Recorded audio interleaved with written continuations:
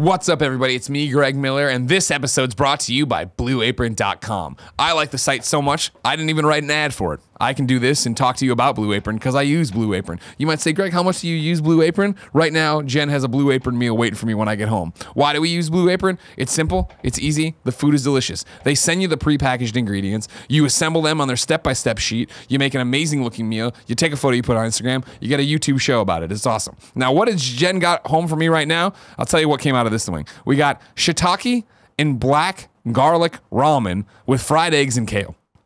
That's waiting for me as soon as I finish reading this ad for you that you should take advantage of. Go to blueapron.com/gamescast. That Blue Apron is treating Kinda Funny Gamescast listeners to their first 3 meals, a $30 value with your first order if you visit blueapron.com/gamescast. So check out this week's menu and get your $30 off with free shipping at blueapron.com/gamescast. Blue Apron, a better way to cook.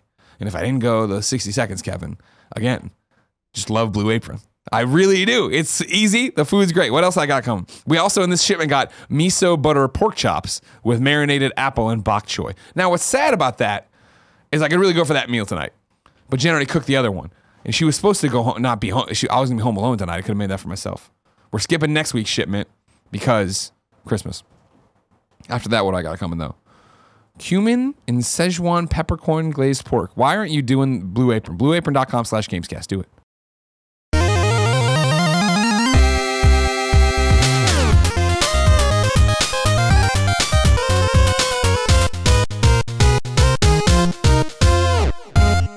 What's up, guys? Welcome to the first ever episode 149 of the Kinda Funny Gamescast. As always, I'm Tim Gettys, joined by one of the coolest dudes in video games in Toyota, Greg Miller. That's right, ladies and gentlemen. If you need a new or used car, Toyota? I did. I was going to go right past. I did. I always say Toyota. It's how Why? they say it in America. In Japan, they say Toyota, but in America, No, they say in Toyota. America, we say Toyota That's too. absolutely not true. That's why No. we called you out That's and saying culturally it wrong. Correct? No. You're going to say insensitive? Mm-hmm. How does that make sense? I didn't want to say that because that's a bad word these days. Is it You a know bad what I word? mean? What can we say? Can we not say, we I'd say anything. Fine, it's Toyota. Toyota. That's all you can say. Anyways, if you need a new or used Toyota here in this Toyota. country, the good old United States of America, I suggest you go to Greg Miller Toyota down in San Diego, California, where Greg Miller is going to give you some good old deals. Shout out to Travis Zander for finally making a dream come true and sending me the shirt. Making a dream come true. Because if you're an audio listener, was this a you're dream bopping come around true? right now in your Prius, fucking pushing your nerd glasses up, drinking your maca latte, saying, guess what, honey, I'm coming home and the dick still don't work. Let me explain. I'm wearing a shirt right now. It's a polo shirt. It says Greg Miller Toyota on it. Because there's a Greg Miller Toyota dealership, Candy Andy, in San Diego, California. That I've seen on the internet forever, but never have the paths of a best friend in that place. It's Under Armour. It's an Under Armour shirt. Yeah, it's and nice. this is the shirt you could tell that they give to like the more experienced salesmen. Oh, yeah, you know what I mean? Selling saleswomen. I'm closing and then I'm hitting the links. They bring him in. Oh, shit. Damn. No, please. Please. No, please. What? I just thought he was going to hit something. I'll tell you yeah, what, man. I don't ever wear polos. I look pretty good in this. I mean, you look like you're going to sell me a car, but yeah. Would you like me to say car? All right, what do I got to do today to get you in a brand new Toyota Prius? Not much. Not much at all. And also, rounding out the crew, Candy Andy himself, Andy Cortez. Hey. Hi, guys. I liked that. Today's going to be a weird Gamescast. Weird Gamescast. We are getting ready. We're We're getting ready for the 2 weeks we're taking off for the holidays, which means no Kinda Funny morning show and no Kinda Funny Gamescast for the last 2 weeks. No Kinda Funny Games Daily. Sorry, no Kinda Funny Games Daily for the last 2 weeks of 2017. But Gamescast will still go on and GOG will still go on, as well as Party Mode. So there will be new episodes of those every week. So get hyped about that. But that means we need to record some things out of order. So this episode, we're going to do the What Are We Playing section. We're going to do the Video Game History section. And then in a couple days from now, you're going to do an interview with Ashley Burch. Thursday morning, Ashley and one of the guys from Deck 9 are coming through here. We're going to do like a topic of the show about Life is Strange Before the Storm. So that will be the second half of this show. Yeah. So that'll be a fun thing for everybody to get involved in. But this is Kinda Funny Gamescast. Each and every week we get together to talk about video games and all the things we love about them. You can get it early by going to patreon.com/kindafunnygames. And you can watch it live with us, or you can just get it early and listen to it as a podcast or watch the video. If you want to get it late, you can get it on youtube.com/kindafunnygames or podcast services around the glove. Kevin. You can tell that we're at that usual part at the end of the year where it's all just falling apart. Yeah. Where you're like, we talk about videos and everything we love about them. Did I say that? Yeah, you left out the games part. Really? Yeah. I love videos. I zoned out, but I noticed Greg make a sort of reaction. Yeah. So I assume that you did say that. Everyone in the comments, let me know. Did I say videos or video games? Talk about all YouTube and also videos. in the comments, let me know if it is actually culturally insensitive to say Toyota. It is not. It is? To say Toyota. So the commercials they run on TV that are licensed and made by the Toyota Corporation, when they say it's Toyota deals or day. Yeah. You're thinking When they're coyote drinking, or coyote. when they're drinking milk. You're such a weirdo. Do we need those? No, that was from not at last all. show. Oh, okay. So you guys went to PSX. Yeah, we did. Yeah. Friends for life. Got to see a bunch of games. You hosted a bunch of things, looking really cool. Yeah, I on the did a great stage, on job. the PlayStation stage. Killed it. How? So if for those that weren't there, for those that didn't watch, Sure. what happened? What are the highlights, Greg? Of from PSX? you? No, just from the presentation they did, the presents. Oh, so Friday night thing? yeah, you got to interview Shuhei Yoshida and Sean Layden. Yeah, yeah. The most exciting thing is something you and I haven't talked about, but me and Candy Andy have because we spent a lot of time together. Medieval coming back. Medieval, no. Was the fact that Sean Layden and everybody's golf fanboy, Greg, Joey, and Candy Andy, everybody golf fanboys. I'm gonna try to get him in here just to play the game. Okay. Just have some beers, just fucking Yeah. play some golf. Don't even talk I'm about into anything. Yeah, you know what I mean? I thought it was a big deal. It was cool during that interview that he said that PSN name changes hopefully this question will no longer be a question at PSX 2018. I thought that was cool. And I thought it was as usual, like I said in the interview, an honest answer that I like. Hey, we don't have the answer yet. This is a more complicated Straight problem than we shooter, thought man. it was. And, we hope to have an answer for you in the next year. That was good to hear. Yeah. It was fun to talk to Shu about games and stuff. Obviously, it was fun to talk to Sean Layden about where he thinks the company is and what 2018 looks like and what is this PSX, right? Because that was the thing of the live chat. Everybody, where's the press conference? Where's the announcements? Blah. Like, I thought this isn't me throwing stones at other content creators. I thought it was really weird that like Easy Allies was doing a watch along.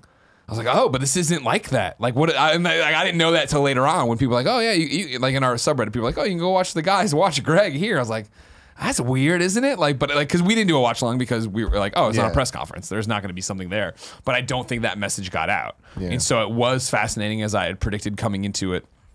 As soon as they announced it, to talk to people on the show floor and see the online response to, all right, cool. You for the last 3 years thought you knew what PSX is. Now it's very different. And I hadn't, in terms of PSX, worldwide and the whole thing, I hadn't really thought about what PSX's show floor would look like versus what it's looked like in years past, where it was there was the Days Gone booth and there was the God of War fucking booth awesome. and there was the Spider-Man booth, but no playable there.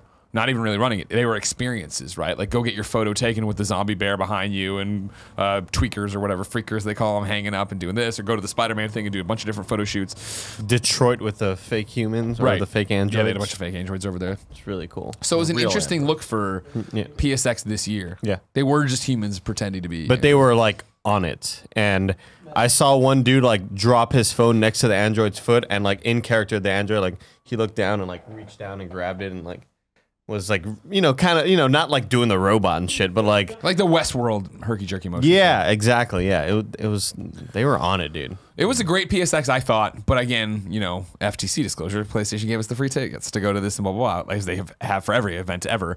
As somebody who didn't pay, it was more interesting to go to the meet and greet at Portillo's or talk to people in the autograph line and be like, are you having fun? Are you liking this? Yes. But there were a lot of people who were like, yeah, it's all right.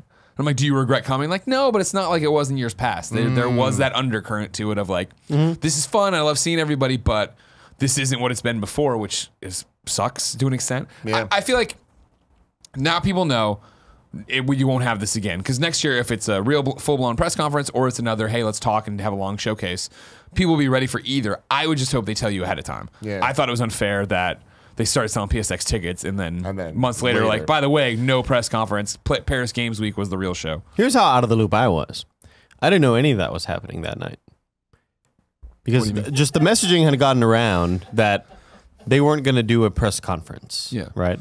So to me, I thought, oh, they're going to record a video in a small studio and we're just all there kind of hanging out. So I look on our calendar and our calendar says some PlayStation Cocktail Hour or whatever. So those like people from IGN and Brandon from Easy Allies and a bunch of other people in the industry, and we were just hanging out. And then they're like, "All right, we ready to go? We're gonna start rounding up everybody. We're gonna head to the thing." And I was like, "Head to what thing?" And we're walking, and then as we're walking, like a fuckload of people are in line, like fans there waiting for the event. I'm like, what is going on? And then like we walked into the arena, I was like, oh my God, this is like, they still have the 3 giant LED screens. Like, Yeah, the arena was cool. okay, Really like cool. I had no idea any of that was happening. Fucking Andy. So there's so many people. You weren't here for the shows on Monday morning. I love it. I had no idea. I had no idea I'm those. just here. I had no idea Andy those just things goes were with the happening. flow, man. He's a You know little what I mean? Pomeranian, I'm just man. fucking going. yeah. So that was like, oh, this is. Obviously, I had a much better reaction to it because I wasn't expecting any of that shit to happen. So the consensus seems to be, for the majority, with the exception of some meet and greet people you were talking about, that like people watching at home were really disappointed. People that were there had a good time overall, and that said it was worth it. Even the consensus was overall, I liked coming. Nobody was like, I fucking can't believe I'm here. I feel like I've been ripped off. Yeah. Everybody's like, no, it's cool. It's just different. It was weird, and we talked about this on Games Daily, but it's weird that they, did double down on Paris Games Week instead of PSX when they had it and they knew it, and like, why not? And my theory was like they wanted to get ahead of the Xbox One X and like try to steal some mind share from that. But I think that there's part of that. I think it is the part. Remember that like Sony isn't an American company or just a Japanese company. Europe's huge for them. You do need to do stuff there to remind people that, hey, this event matters. So SIEE, it matters to us. Like there's a part of that juggling, and I think again. This is, and I want to make sure I'm clearly not putting on Easy Allies, right? Your fucking shirt. I'm clearly not putting on Easy Allies, but I thought it was weird to do a reaction stream to something that I felt was way more akin to, hey, let's do a 3-hour up at noon where we talk, you know what I mean? Like, let's just talk about games. So that's true. But so from my take on the whole thing is I'm actually surprised at how many announcements were made and how many games were shown off for the first time, or dates were shown not for the big titles but for smaller things. And like it's kind of what we've always talked about PSX being. Sure. But I feel like they actually delivered on that in the sense of they really doubled down on PSVR, and there was a ton of PSVR games that they showed off. They showed gameplay of Soul Calibur. Really good. Yeah, It was just crazy. they showed Soul Calibur 6 gameplay. They, went through, and even if there wasn't like gameplay trailers or anything, but God of War, Detroit, like all the demos that they showed or all the discussions they had, news came from it. Corey Balrog talking about God of War and how long it is. Kojima talking about Death Stranding and the first. Mark Cerny saying I played 4 to 5 hours. Of Yeah, it, it's like I totally think that I understand them doing a stream in the same way that like we didn't do a stream this year for the PlayStation E3 pre-show, and I like we should have. That's interesting. That's a good point of it. And I feel like they're very different things because of how drawn out they were and the style of this being a bit more. We're just going to talk. I guess that's just it. I'm giving commentary over people talking. It was a podcast is a over. thing. That's the thing is We're watching a podcast. I'm just pretty traditional. In the sense of when PlayStation's like, we're not doing it, we're just talking deep dive conversations. To me, that rings so much more true to what we used to do at IGN when we wouldn't live stream something. We'd all just be in the office watching it and making news stories and bringing stuff out. Yeah. But I guess if your content like Easy Allies things are were different kind of funny. nowadays. Yeah, Yeah, you're it's right. like- I'm just old as I'm saying. Yeah, and at IGN we never did those talk over the streams. I think Yeah. they still don't do that, as far as I know. Okay. The live watch channels? yeah, I don't right? know. Yeah, I don't I just don't think they do. But I think it makes sense that they did. And there's things like Medieval being announced. Like that's a big announcement. I know it's not big to everybody, but that's Crash Bandicoot levels big to the people that matter. Or the people that who care about Medieval. it. Yeah. Sort of damn. I expected there to be a bigger Pop for that. sort of pop for that, and Yeah. it was kind of just whatever. It's like, a weird thing because Yeah. I mean I'm Mr. fucking old school and like let's bring shit back. I love that. Medieval to me not really something that I'm like we need this back. Like it's cool as a character. It's cool as kind of an icon of PlayStation's lineage. But him being in Battle Royale was like cool. That's I'm when we down all for thought that. they were testing the water to see. Yeah, if and they there were was gonna that bring it back. weird thing that they put out. Not they put out. The thing that leaked. That looked like a remember. CG. It looked like a PS3 medieval. Oh, yeah. like 6 seconds of You're footage right, or you're right, something you're like that. But what's really weird to me is I remember them already remastering Medieval, and then I looked into it. They did on PlayStation Portable. So I was like, it's weird that they're doing this again, and I don't know. This definitely I don't think it's going to have the same type of impact. It's not gonna be Crash, that no, Crash but- did, but so it's definitely a weird choice for me. they're doing a full remake though, like Shadow of Colossus and Crash, right? Yeah. Yeah. Well, at least that's what they're making it sound like. They're also Yeah. being really weird and cagey. They're talking about 4K and all this stuff, so it sounds like a Crash type remaster. Are they calling it 4K again? No 4K for this. No. He doesn't have fur. He's a skeleton, Greg. Well, sure. I was just wondering if they kept stuck with it. You know. Yeah. But again, that is a kind of big thing to announce, and then that in addition to the 4K Last Guardian. It's like, so it's not just 4K random little new projects or indie things or smaller titles, but it was like, here's a real quote unquote thing, and Wipeout, the VR editions and all that stuff. I was like, there was a lot in that. It just isn't stuff that's gonna blow anyone's skirt up. Yeah, I want to make a point. Instead of 4K, they could say 4K, no bones about it. That's pretty good. Okay, so you could take that. They Patapon 2 is real, but it didn't get a starring moment in that conference, which broke my heart. Well, I thought the plan was that she was going to talk about it with you. No, I probably should. I thought that's what the plan was. Probably should ask that question. I just got caught up in the moment. There's so much to do. I had 15 minutes with these guys, right? There's so many things to ask that I forgot that. After the show, I forgot about the Everybody's Golf. I wanted to give Sean a shout out for that. After the show, Greg being like, man, Regrets. we're recording this whole blog thing, and I just realized like I was backstage with Kojima and Shu and all these people. Like I probably should have been recording. Yeah, we were trying to do blogs, or vlogs, and it's a pain in the ass. Yeah, I don't know why people want that stuff, you know. So, you guys were there. You're at PSX. Yeah. You did this whole presentation thing to a roaring applause. Everyone loved it. Yeah. I'm not being sarcastic either. No, I know. Like, It kind of sounds like you were. It did sound it, but I want to make clear I wasn't. Fix your tone, please. Uncharted was cool. Oh yeah. So Uncharted panel. Anything from that? Yeah. I mean, that was just a look back right at everything it's been. It was super sad. But they said Uncharted 5. Like they winked at us. They didn't. No. Nolan North and I were talking back. Oh, well, I didn't see that. Yeah, That's if you all- look that's closely, all Nolan I actually winked 5 times throughout the Oh, whole thing. Yeah. I see how he Yeah. did it. I see how he did it. Yeah. But then did you guys play anything? Played a lot of stuff. Did you see Crash Bandicoot? Was he there? Yeah, I saw Yes. Crash Oh, yeah. Bandicoot, but Okay. it was weird. And Knack. They didn't put his face in the right spot. Like it had the face whole, but he was like hanging back in it, so it was like shadow. It was very kind of creepy. It wasn't. I mean, it's already creepy that there's Him a and human Knack face. were fucking with each other a lot Really? the whole show. Yeah. Oh, there's nothing that makes me happy. And than Knack that. was scaring. The dude dressed as Knack was scaring people. There was along the PlayStation wall, like the room the press room or whatever. There was some sort of like divot in it, and he was standing in there, and it looked like a statue. And when people would walk by, he would like scare them. Oh, Knack. Knack keeping himself back, busy. you Just know? keeping himself busy. out Knack's there. back, man. Knack is back. He ain't going anywhere. But did you play anything? Yeah, played stuff. Not as much as I would have liked to have, but I played a good amount. I want to start at the top though, with the most impressive thing that we didn't play, but we got to see, and that's Dreams. Went to Impressive. a behind closed doors demo for Dreams, an hour long. I went to it.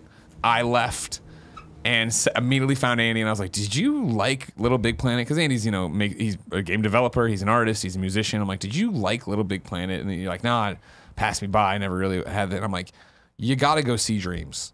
Like because I came out super high on it, which is weird because I've been not super down on it, but it's like, where the fuck's this game? What's this game ever gonna be? As the time to be weird on PlayStation passed, and then to get into this demo and have it for an hour, just go and ask questions, and all the answers are yes, and see how because I was expecting Dreams to be on paper the evolution of Little Big Planet. So Little Big Planet basically on PlayStation 4 with these new imps or whatever. And I was like, well, that sounds fine, but that doesn't sound like it's gonna blow anybody's skirt up, right? When you got in there and saw this thing, it's calling it the evolution of Little Big Planet isn't enough. It's what it is, obviously, but it's on such a different level on what this game is and why I think the community is going to flock to it and the way they're going to work together. Like, am I wrong? Did you see? Were you impressed? They built a game engine and a video editor and a music production software. So it's Mario Paint. No, it's so much pretty more. much. People listening to this who may have hung out with me at PSX, I told the story a million fucking times to like everybody because I was equally as blown away by it. Yeah, so they show off the campaign, and it's like they said it's about a 4 to 5 hour story, and it's 3 different sort of style dreams that as you keep playing them, they start to intertwine, and they're different genres. So when you're playing as you're the imp and you go inside the little animals, like the little cute sort of puppety animals. You're a 3D platformer, and you're just sort of running around hitting shit, unlocking things. Pretty simple 3D platforming. And then you exit there, and then you're suddenly... That dream was inside of the man who's in the coffin with the trumpet. That was part of his dream. and now you're in a point-and-click adventure. And immediately I was like, can you edit this stream? And he'd be like, I don't know if we'll allow people to edit the game while they're playing it, like maybe until you finish it. He goes, but I can do it right now as a developer.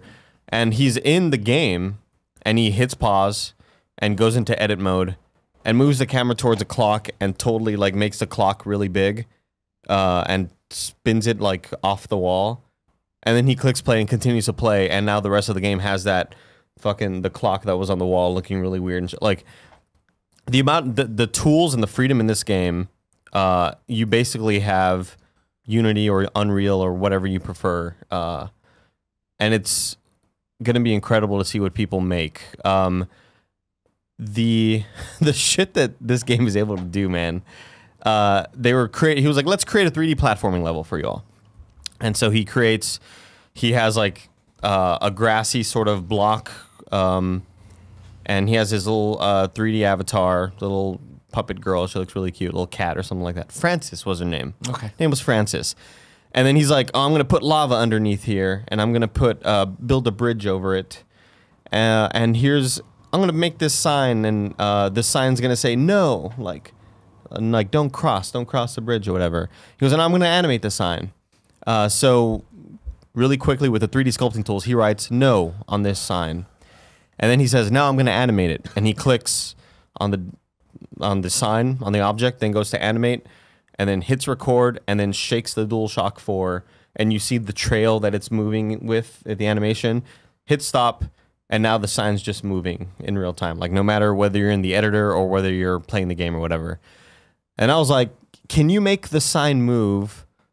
Can you make the sign move only when your character gets close to it? Like a triggered action, like how game development works. He was like, nobody's asked me that in the demo, but yeah. And then you see past the surface level sort of options that are in the game. Because the options are there for, I think, somebody who doesn't know anything about game design. The options are there to make shit and do really fun stuff. But then they have really deep menus that are like, okay, this is for people who have used an engine in their past or whatever. And so he goes, yeah, I can get this trigger volume, and it's just a big green sphere, just like in Unity or Unreal, and he sets it down in front of the door, and when the character hits this trigger volume, let me connect this node to the door animation node, and then clicks play, and he runs, and as soon as he gets there, the door starts shaking. And it's just, the tools are there. I saw one of the tweets to Kind of Funny Vids that were like, will this game be able to, will this game mean anything to somebody who isn't super technically savvy? Because there's everything in this game. And I think there are tools enough on the surface level that are really basic and shit like that. But then they have, for the person who wants to go even deeper into it, with ease in and ease out animations on the camera and all sorts of shit like that. Let me make a song. He starts making a song. And I'm thinking, oh, there's going to be really basic beats in here, basic sound clips. He goes, well, first off, you can record sounds with the microphone and import it in, because you'll have like a second screen thing on your phone. So you record audio on your phone if you want, or just with the microphone, import those sounds. And he goes, I'm going to pick this option, this instrument. He picks like a marimba, and he starts playing marimba along to a drum beat, and he's like fucks it up really badly. And he goes, but I want to edit, now I can edit this. So let me click on the marimba thing, and then a full-blown MIDI keyboard like layout pops up, just like you would see in Pro Tools or Logic or anything like that, Fruity Loops, and it blew my mind. And he's like, oh, here's the messed up note I picked. Let me move it to the right key. And the tools are in there for people to make awesome shit. And I think that there will be a dedicated audience enough of creators out there. And I think one of the big things is the XP, how you level up. So that's what, when I left, because I know this all sounds technical, and it all sounds like, well, I don't want to create, so why would I do this? And it doesn't matter. You know, so the same thing that turned people off to Little Big Planet, right? Again, with the evolution method here, I think is where it gets fascinating. That I really believe, obviously, the Media Molecule fans that are out there already, the community that was behind Little Big Planet, is going to get into this too. But it's going to have its own ecosystem, its own universe, its own focus on collaboration in a way we think about collaboration with YouTube and all these different things. This is going to be, I can easily see, looking at this game, Dreams, how once this gets into the wild, you are going to have your own ecosystem of how the games are or the levels are consumed and played, but then this own ecosystem of creators. I can see your own ecosystem of people making. So let's just dial it all back. XP in this game, you're earning no matter what you're doing. You're playing the game, you're building levels, you're doing all these things. This XP bar is filling in, and it's color coded, and it's like, so it's kind of like a thermometer, a thumbs up and thumbs down in YouTube, so you see what's happening. So at a glance, you can see what it is. Your XP and what your dominant color is, or any colors, I assume, then gets you ranked, so people see that, oh man, you play a lot of levels, you're one of the best players. Oh man, you create a lot of levels, and you're high on that ranking. Oh, you curate playlists, and you're really good at that. You're gonna be up here, because now, if you just want to play shit, you can get XP and be rewarded for that, of playing it, putting together a list, and then having people come and see it. Then you can, in a Little Big Planet stuff before, you could create objects. You could create this LaCroix can, right? And then somebody comes to your level, gets it, uses it, and goes out that way. But you still have to create the level to get someone in there.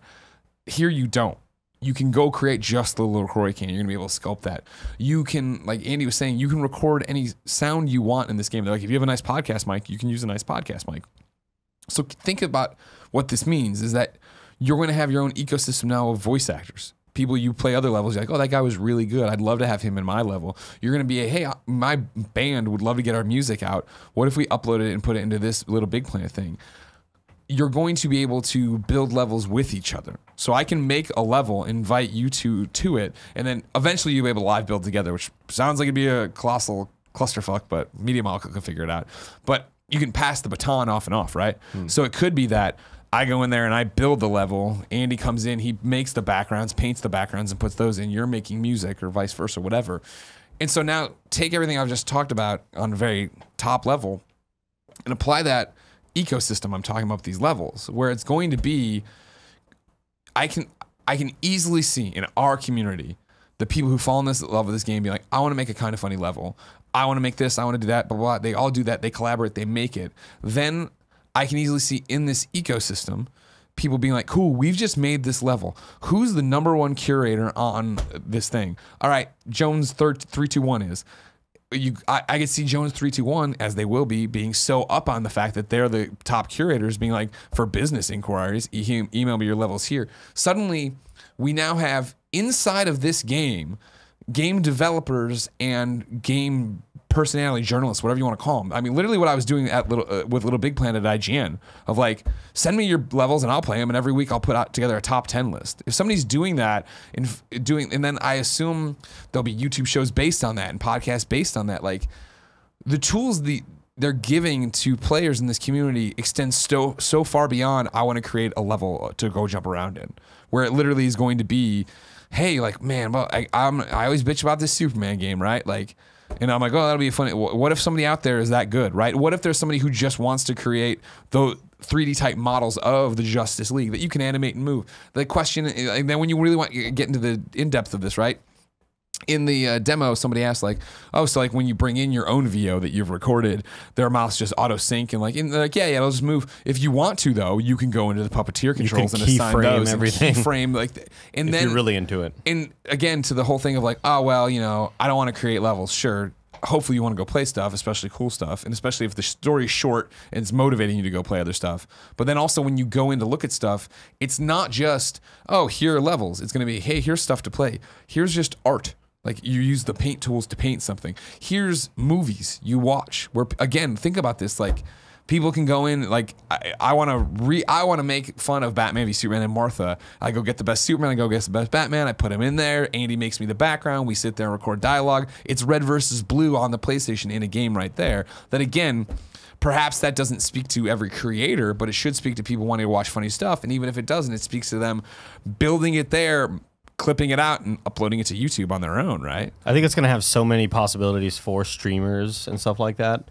to, like, try to make stuff while people are watching you and have it be this collaborative experience with viewers and shit like that. And I was on the blogcast talking about it, and I still don't have the answer yet because we don't have the game and it's so ethereal right now. It's just all it is possibilities. It's this wide open thing. There's something here. And I don't know what it is of how we work with the audience, but there's something here. I want to do a Gamescast, I think, or even a GOG topic, right? So it's like, let's pitch a game.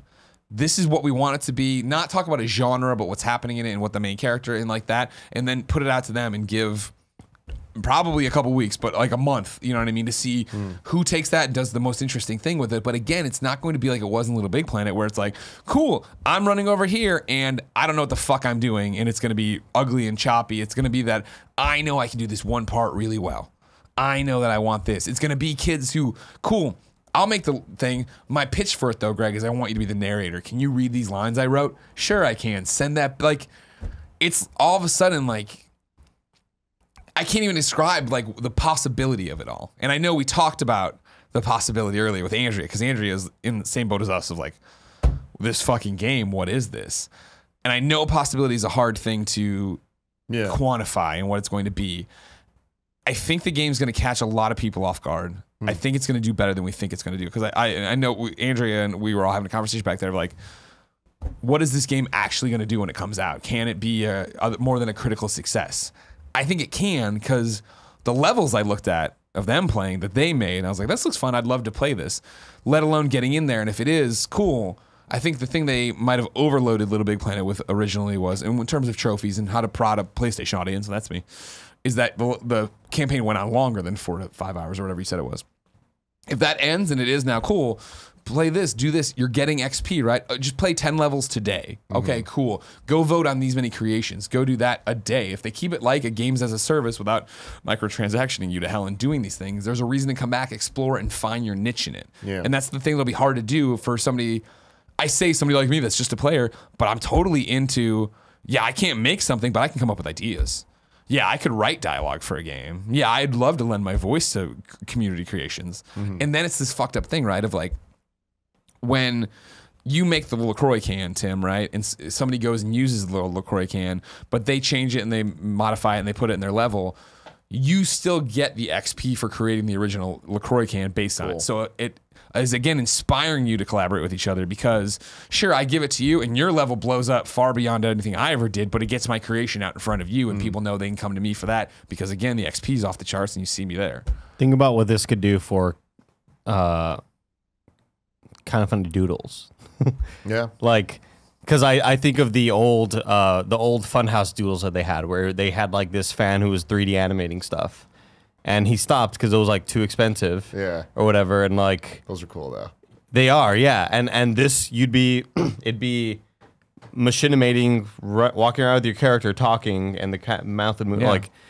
And the cool thing that I hadn't thought about, what they're mentioning, is like, yeah, we want Kojima to make his dream. We want Del Toro to make his dream. We want these internet creators and personalities to make their dreams. And not even that they would be games, but they could just be like interactive experiences that you walk into and like, oh, there's fucking James and Elise's fucking puppets, you know, like just stuff from like the inside jokes, I don't know, there's so many things that could happen in this. And they sound like they've taken a lot of the lessons, and I, as a Little Big Planet fan, a lot of the lessons that, held me back from creating or wanting to create or jumping in there of like, cool, we're talking to them about tutorials. I don't know if your demo went into this. And the fact of the old thing, right, was like, all right, cool, Little Big Planet, all the toolbox slowly unlocked. And for me to unlock it, I had to watch a video, which was watching a video, it just talking to me coming out, kind of like, wait, what the fuck is I supposed to do? Having to jump back and watch a video. Now the videos are all going to be online or off through your phone. Because what they found is you doing it while like step by step, it's like cooking, right? It's like Blue Apron, where it's like, oh, I get that. That makes sense to me. They're going to have, rather than boring tutorials, they're still searching for a name, they were saying, but dreams to finish. Where you jump in and like the level's like 75% there. We need you to do this, that, and the other. So it's like there. Adobe Premiere tutorials, where it's just like, oh, here's a project to jump in to learn how to do the different things. And like, in my demo, like, somebody who made really bad Little Big Planet levels to get the trophies, but enjoyed it, like, you know what I mean? Like, actually sat there for hours up at 3 a.m. and like, fuck. The things that stand out to me the most, Tim, when I'd be making these levels, I'm like, cool. All right, it's finally there. Hit save. Now I'm gonna go do the playtest. And Sackboy would fall in, and all the shit I thought I had plastered to the wall would fall down to the ground and crash. I'm like, fuck. And I go through there and figure out the nodes and connecting all the shit. And so like the first thing I asked when they were dropping the planks over our lava, I was like, are you telling it? Are you sticking it? It's like, no, it's just it knows to sit there. And then when they wanted to do the moving platform, again, they did what you were talking about, right? Where they clicked on the platform, clicked record, and then just use the gyros in the PlayStation controller to move it back and up like that and back down. And yeah, it's like herky-jerky a little bit, obviously, because your hand's shaking and doing this. But once that was done, it was like, that's such an elegant solution to the guy problems walked over there, jumped on it, and just waited for the platform, or like. Because in my levels, that was always the thing of like, it was all right, cool. It's like a Connect set, or it connects, right? Or those the metal things kids use. Where Erector set would even be better, yeah. Where like, okay, cool, put the thing there, drag the line, connect them. That's a thing that'll set it off.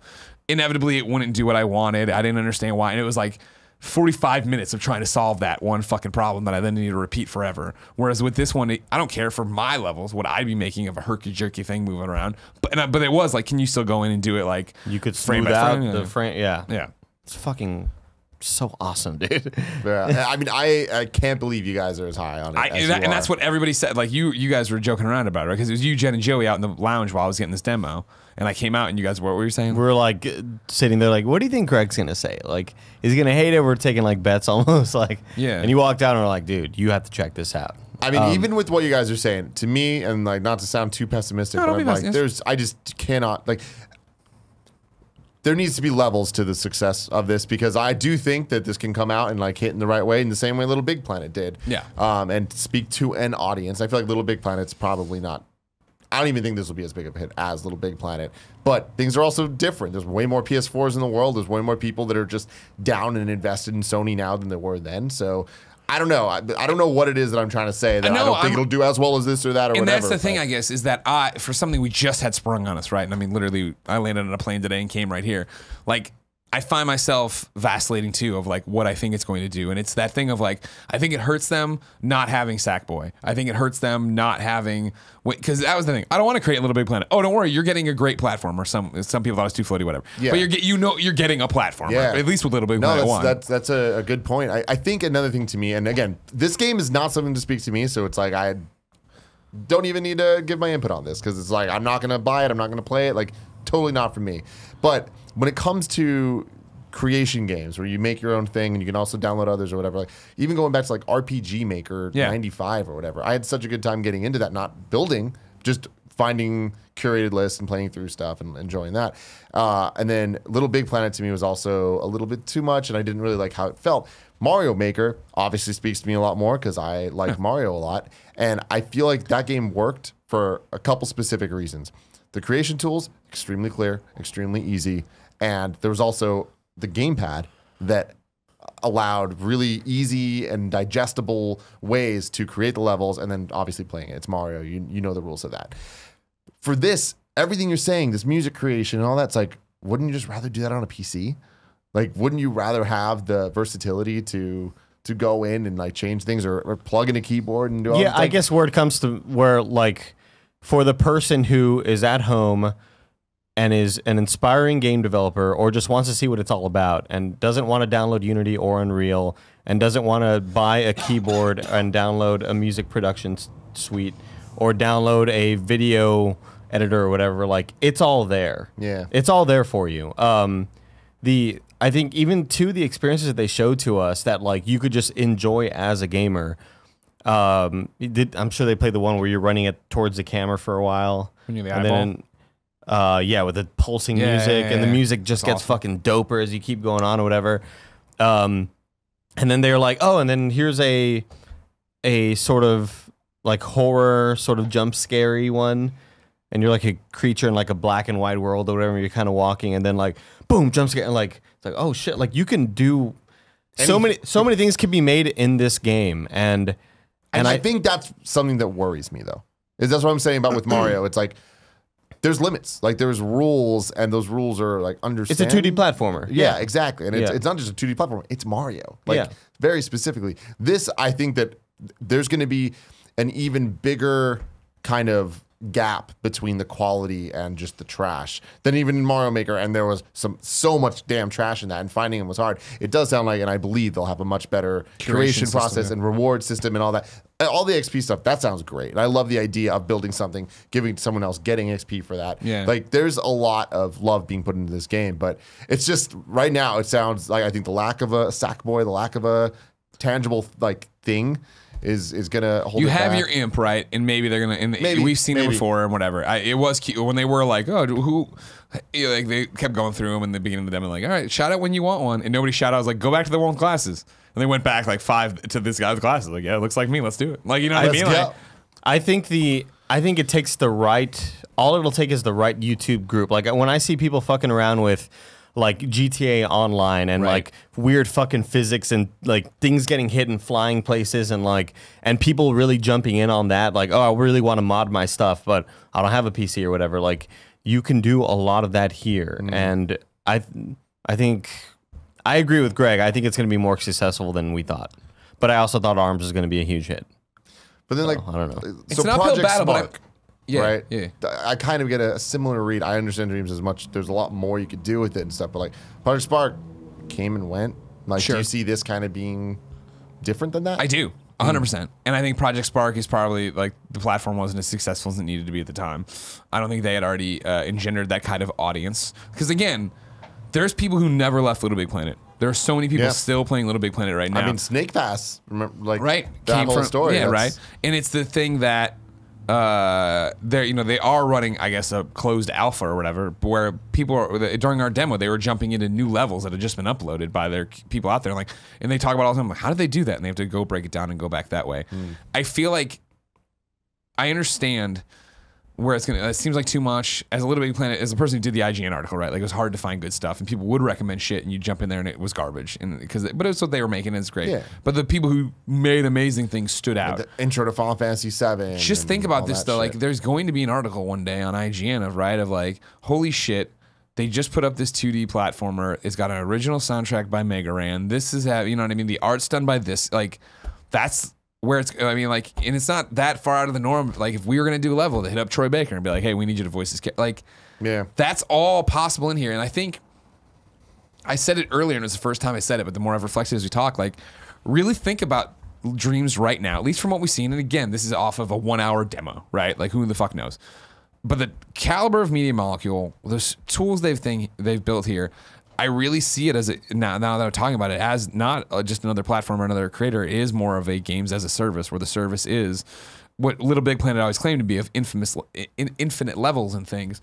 But this is infinite movies and infinite levels and infinite chances to create and get together and do cool shit like that. Like what you're talking about with YouTubers, that's going to be the thing of, where there's going to be a group that's just like, this is what we do, or we're gonna, like, think of, like, there has to be a no clip documentary eventually, right, of the group that's been so successful, and here's their new opus they're working on. It's gonna be this 40-hour RPG or some crazy ass bullshit. It's fucking cool. I'm so happy that you guys are stoked on it. It's very Way to bring down the surprising. Way to bring down the excitement, Tim. Yeah, Really appreciate it. that's what I do. No, That's but what I do. lastly, I just want to say I can't wait to get in there with VR and 3D sculpt. Yeah, that's good. They excited kept for saying that. VR is day 2. Like, that's not going to be ready to go right away. Interesting. They're making this day 1. That's another surprise. I would have bet money this would have turned into a VR exclusive game last year. Sure. And so to see him come back with this kind of like reintroduction, and I haven't seen any negative press about it. Yeah. Everyone that has seen the demo has been like, holy shit. Yeah. So yeah, the only negativity anybody says is just like, it's hard to explain, and like, how does that translate then to sales or people getting into it and caring? Yeah. But I really do feel that if you get in that hardcore Media Molecule fan base and they get in there and they are making amazing shit, I think it takes care of itself. Yeah. That'll be it. And I do think it'll be enough to bring people in, especially when they see something cool, when it is something totally outrageous that Murs wrote a new fucking rap song for this level or something. They made a joke about like, what are you gonna do with all the levels that's like are just a bunch of dicks and stuff like that? Like, people just making like porn or like weird dicks or whatever. And they're like, they joked that like, oh yeah, we were gonna sell a game for $1,000 called Nightmares, and it's just all the shit that we've banned from the community. And like, that'd be fucking cool. that's really funny. That's really good. That is really funny. So while I was not at PSX, I was playing a little game called The Legend of Zelda Breath of the Wild DLC Pack 2. GOTY. Champions ballad. Oh man, it just rolls off the tongue. It does. Yeah. It does. I didn't play the first DLC, the like Master of Trials or whatever Same. it was called when it Yeah, came me neither. out. I wasn't interested in that. Master I wanted Trials. the story. Yeah, and so they were saying this DLC Pack 2 is going to be the story DLC. They announced it, or they showed it off at Game Awards, and they were like, it's available tonight. I was super excited, downloaded it, and I played all weekend. I would say approximately 6 hours long. Okay. Maybe you can get, I didn't do any of the like armor stuff that you can get, like all in the trailer they showed where Did you it's get like, the bike? I did. When you do the quest, you eventually get the bike. That's the end of it. But I didn't do any of the stuff where you get like the lobster pants or the Ganondorf armor or any of that stuff. So just like the main quest in it, I would say is about 6 hours long, and it is kind of a letdown. I would say. Oh wow, like, really? I would say overall it was the most Nintendo has let me down in 2017. With the exception of the Nintendo presentation that they did in January. Yeah. Whereas I just expected more. I feel like Nintendo's been really good at DLC for its games In recent history? In recent history, Yeah, yeah. I mean, since they've done it, really, which hasn't been too much. But when they do, I've been a big fan. When with Mario Kart 8 adding 2 whole Grand Prix, like that's a lot of content, especially with the F-Zero levels and the Hyrule and all this stuff. It's like it was stuff that people actually wanted. And then with obviously Smash Brothers, adding so many new characters, so many more than anyone would have expected. And I loved that. And Fire Emblem, I feel, while a little on the pricey side, like the 3DS games always have great DLC plans with so much content. So for this, it's like, okay, cool. We all knew they were only selling it in the season pass, and the first DLC is just going to be to kind of like keep the conversation going, but then the second one's going to be something real. The meaty one, yeah. And to go back and think about our prediction topics of what this is going to be, and like reading about what people thought might happen. And granted, the hype is what ruined this. It's everybody just thinking of what it could be. But I feel like we all kind of expected a new area. We all kind of expected there to be something more to it. And especially when you're talking about story, Breath of the Wild strong suit is not the story. And I feel like it has great characters, and especially when it was announced that it was called Champions Ballad, and it's about these people that we really liked and wanted more from. They didn't really deliver that. There's like 4 or 5 cutscenes that they add, and they're great. They're really cool, but they're not substantial. They don't really progress anything forward. Just kind of get into the champions a little bit better. Okay. My girl Mifa, how's she doing? Yeah, she's doing fantastic. Great. Good to And know. there's some fun things that happen in terms of flashbacks and stuff where you see characters that you might not expect to see, and like that's cool. But yeah, story-wise, kind of a letdown. Having said all that, it's more Zelda. And I think that's the thing that's hardest for me to kind of wrap my head around when I talk about this DLC, because I expected something new and I didn't get that. Instead, I just got more. And that's why I feel let down. Having said that, definitely some of the best shrines the whole entire game has to offer. Oh, wow. I'd say there's about 15 shrines that they add in this one. How do they differentiate those from the ones that you didn't beat? They have a different little icon that they add. So kind of going through the structure of what this game is, what the DLC adds, you start off, you have to beat the 4 divine beasts before you can play this. You don't need to you don't need to do Ganon. That doesn't matter. But you need to actually complete the quests for the divine beasts, which is something I never did and I didn't realize. Go back and talk to the people? Yeah, I never did that. Interesting. I was the post game of Zelda never really grabbed me, so I never went back and got all the shrines and the Korok seeds and all that stuff. Well, I didn't, only because my post game was like, oh, I'm back at the start of Ganon's dungeon and I have to like go kill him again. It's like, oh, well, I kind of was hoping I would just be in a different area and like, but Ganon's still here. Like, he never died. You know? Well, yeah. The moment, but that's the whole thing. Everything takes place before Ganon dies. So this is kind of like spoilers. They add it as a last minute, the final thing you do, and I feel like in that way it does add a bit, and it is cool where it's like the final preparations, because the main game you do the 4 divine beasts and then go to Ganon, right? This is kind of serves to be in between those, and in that way it's cool. I think somebody playing Zelda for the first time is going to have a great time going through doing the DLC and then beating the game. That's going to be an awesome experience. But this game, you start off and you have to do those missions if you haven't already. That doesn't take too long. You're just going to the 4 different places and talking to people. From there, it sends you back to the Great Plateau, like the tutorial level from with the old man. from the game. Yeah, and it essentially turns it into a really cool challenge. I know that a lot of people I was reading online didn't like this part. I thought it was one of the most interesting things of the DLC. They give you a new weapon called the one-hit obliterator, where every enemy, it's one-hit kill for everything. But it's also one-hit kill for you. Oh, no. So the stakes are super high, and I thought it was a interesting way to like make the gameplay different and have you go back to similar places. That's neat. And make any little enemy is a threat. And I found myself being more afraid of fucking one of those swarm of bees coming at me than one of the giant dudes because their hitboxes are different, right? And so it kind of becomes this like stealthy thing. We have to go to 4 different areas and kill all the enemies in an area, and then you get a shrine. Then you play through that shrines, you do those 4 shrines. That opens up the next section. Those 4 shrines were fantastic. And I think that those are some of the best ones that Zelda has to offer. Really cool uses of all the different status powers. And it brought me back where I'm like, God, I love this game. Like, this game is so special because of this. The next phase, it kind of lost me, and it drags on way too long, where they unlock 4 shrines around the world, and they're weird looking shrines. Each shrine has like 3 little pillars on it. You go to them, and on the 3 pillars, there's like a picture of a part of a map. You need to look at that and compare it to the map and figure out where it is, and then go there. And then there's the shrine quests. Remember when you're playing through the game and it wasn't just the shrines, it was like the weird ass tasks of like beat this time trial. Put the things in the fucking holes. And this will happen. It becomes a lot of riddles, and it becomes a lot of stuff. Well, the riddles are cool. The do these things is cool.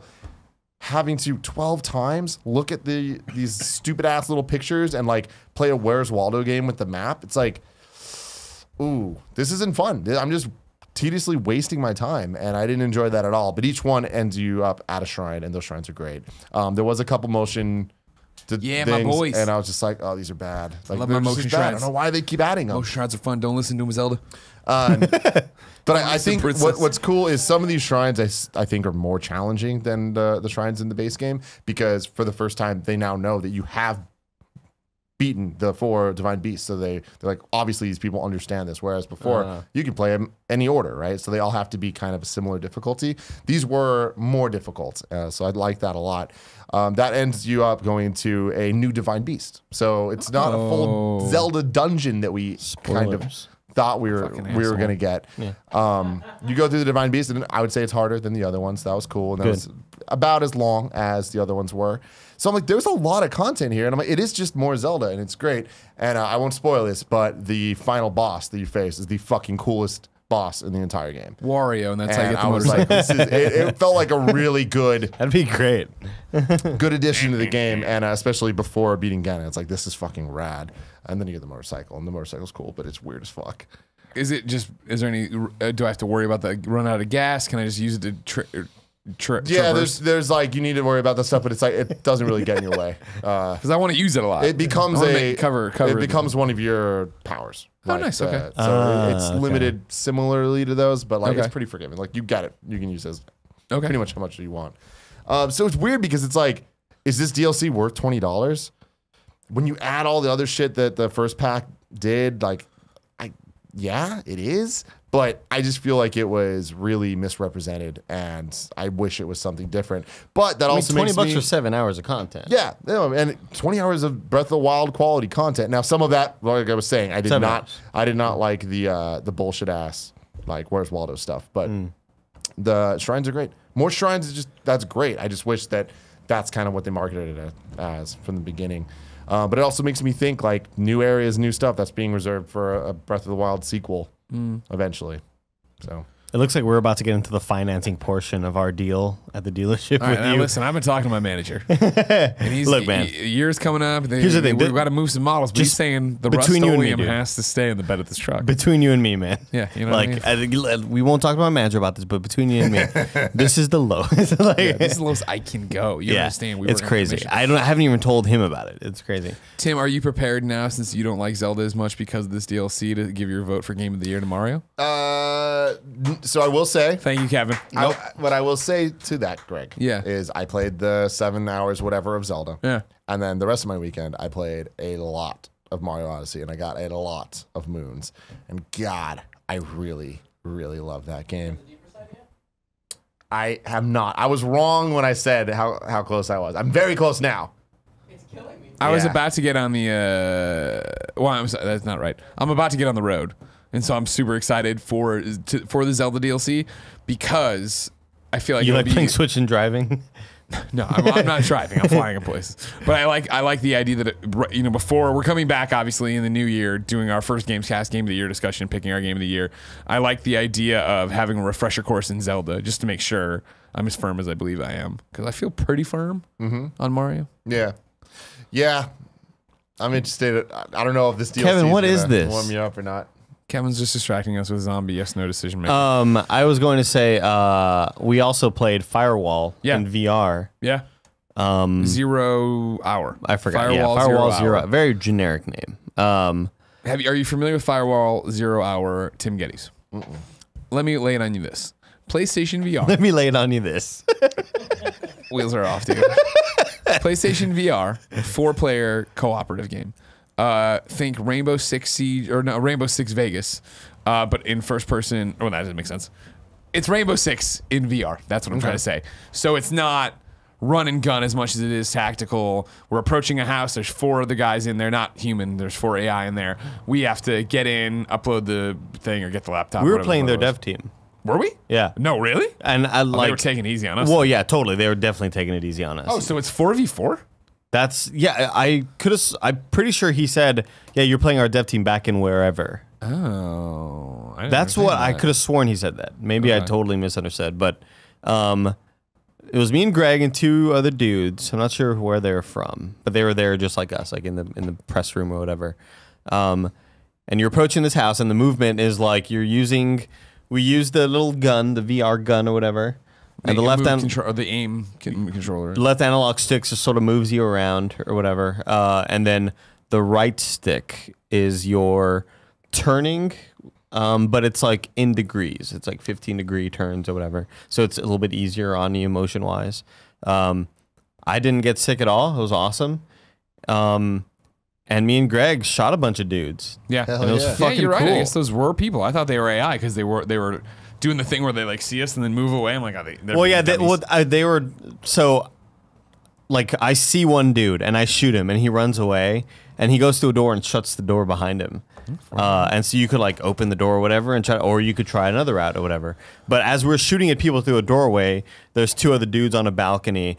So it's like throw a grenade at them and shoot him, and then we got to get inside. Like it was fucking fun. Like I didn't want to stop playing it. It was a lot like, and it was the thing of, it was a lot like our Wildlands E3 demo where it was like, all right, cool. Andy's like, all right, I'm Ghost or whatever you were, and I was Red. You're Red, and I was Love Preacher it. or whatever, Geezer. And it was like, all right, whatever. And then we're in there, and like I see Geezer and Red. I'm like, Red, they're on your 6. All right, I'm turning around, I'm doing this. And then it was like, let's breach the door, and like. Everyone instinctually like went up to the sides of the door, and the other guy stood in the front of it and opened it, and it was like, this is really fucking That's cool. awesome. There was some dudes shooting at us from a staircase, and we didn't have good position. So one of the dudes was like, "Red, throw a smoke grenade." So I threw a smoke grenade, and well, maybe they were devs. Maybe they were part of the dev team. They I'm must not have been. sure. Yeah, they must have I feel like they knew really well now what was going on. this makes more sense as to why they were acting the way they were acting. Yeah. Now I get it. Because it's not, you aren't bullet sponges or whatever. So like it was like if somebody started shooting at you and you didn't have the drop on them, it was like, oh fuck, get down or do this. Yeah, and so threw a smoke grenade, like kind of, because we needed to get to a certain doorway, and we didn't want to get shot from above because we didn't know exactly where they were. I had a blast, man. It's such a different experience playing a first-person shooter like co-op game with friends than it is in VR. Like, because in VR, like it's you. Like as you could shoot just from the hip or whatever, and your aim may not be great. Your aim may not be great, but if you pull it up, like you see the red dot sight turn on, and like that's sort of like your aim down sights, and that's what I was using because I held it really close up to me, and that's what I was using to get better aim on people. It was fun, man. I had a blast. It was a lot of fun. It was really. It's just like logistically, this game may not succeed because it's really hard to do that, and it's hard to have 4 VR sets for you and 3 of your friends. But you figure, I mean, what they announced 2 million VR units moved so far. They're out there. $200 now. Yeah, they're 200. Isn't it down to 2? I think it was for I thought it was for a little bit. Is it permanent? Maybe down to 3. Maybe. Kevin, can we get a price check? It's originally to see if they 4, isn't permanently dropped PlayStation VR?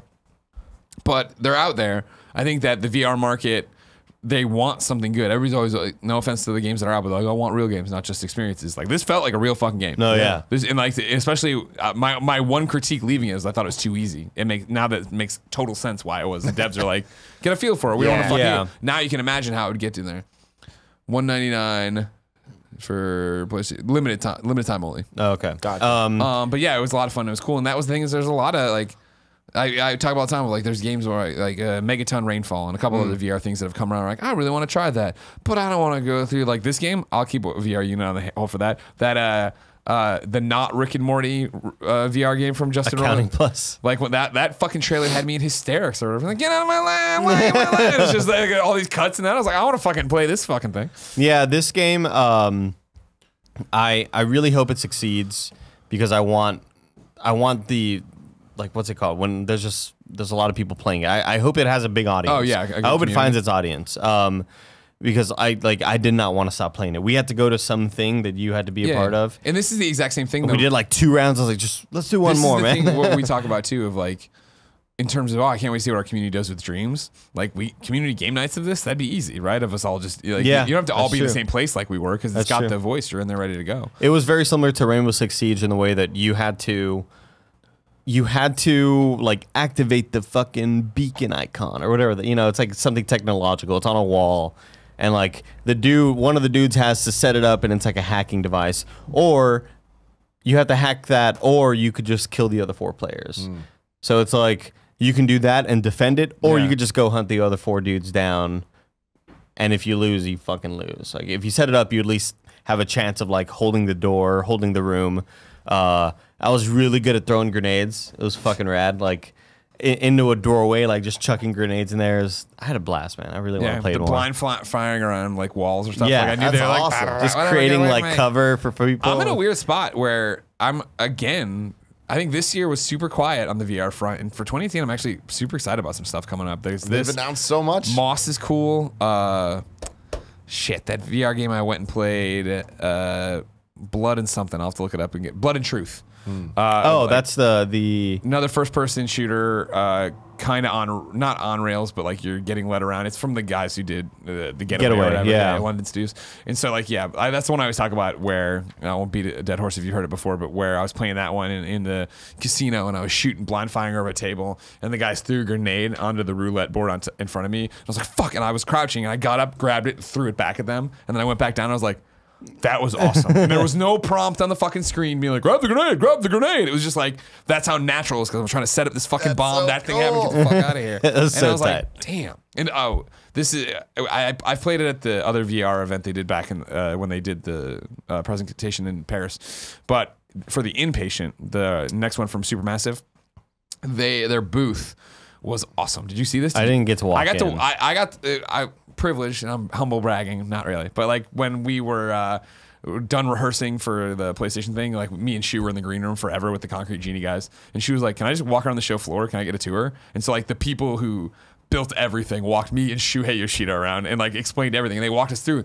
They built the sanatorium, right, and made it like look all like crappy and shitty and like scary and stuff. And what they do is you wait in line, and like the people working it were all in lab coats. Then they'd come out in a wheelchair, put you in the wheelchair, wheel you into the room, put the VR headset on you, and you started in the wheelchair in the game. That's like, Jesus. That's too spooky. Too spooky. I know you want to move on. I know that we were trying to do shorter thing to get the thing in here. Sorry. Got to give a shout out to this game I played. Way of the Passive Fist. It's a play on words, obviously. Pacifist, but passive fist. Oh, I didn't even get that. Yeah, it's playing out there, right? I got hit up by a friend of mine who does PR and was like, hey, you should come to see this game. And I looked at it and it's a side-scrolling beat 'em up, and I was like, I don't play that. I respect those games, not my jam usually, you know what I mean? Let alone in 2017, and kind of ignored it. And she came back, she's like, no, you need to play this. It's not that kind of thing. She's like, it's more of a rhythm game even than it is a fighter. And I was like, what? So the shtick here is, you can obviously go find videos of this online. Imagine though, Sega Genesis side-scrolling beat 'em up looks better, obviously, but that's what they're going for in terms of it, right? It's basically like if you were doing a side-scrolling beat 'em up in Mad Max or whatever, right? So it's just like all post-apocalyptic and stuff. You're in like the goggles and the cool little mask or whatever. But the whole shtick is that the enemies come at you from both sides of the screen. You know, it's 2D, the planes and everything.